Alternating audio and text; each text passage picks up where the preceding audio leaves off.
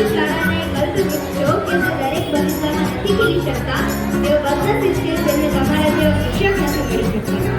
આ લાઈન અમે મારા દિલથી કહી છે. તમે અમને છોડીને જઈ રહ્યા છો એ મારી બદનસીબી છે, પરંતુ અમે ખુશ છીએ કે તમે તમારા જીવનમાં આગળ વધી રહ્યા છો અને પ્રગતિ કરી રહ્યા છો.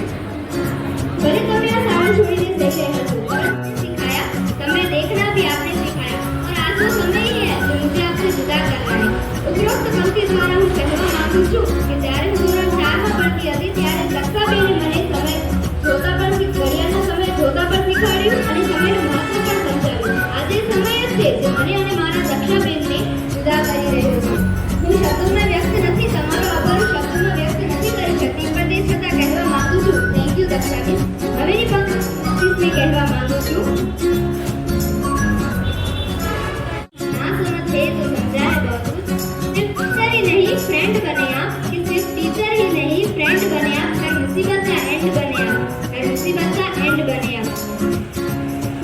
थैंक यू વિગતબેન, તમે અમારી શાળામાં આવ્યા અને અમારું જીવન ઘડતર કર્યું. જે શિક્ષક મારી નાની નાની ભૂલો તરફ મારું ધ્યાન દોર્યું, મારો પાછળનો વિષય મજબૂત બનાવ્યો, તેમને હું ક્યારેય નહીં ભૂલી શકું. તમારો ખૂબ ખૂબ આભાર. ભલે અહીંયા માનસરીબેન ઉપસ્થિત નથી, પણ તેમના વિશે બે શબ્દો કહેવા માંગુ છું કે તેમનો સ્વભાવ બહુ જ પ્રેમાળ છે. બાલવાટિકાના બાળકોને તેમને પુષ્પ વાટિકાના પુષ્પો જેવા રાખ્યા.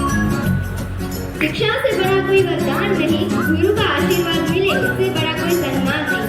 अंते बस હું એટલું જ કહેવા માંગુ છું કે thank you so much teachers for coming in my life and make my life better.